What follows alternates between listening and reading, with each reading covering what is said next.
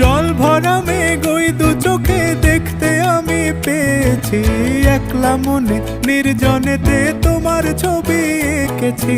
নাম রেখেছি বনলতা যখন দেখেছি, হয়তো বা সেই ক্ষণেই তোমায় ভালোবেসেছি।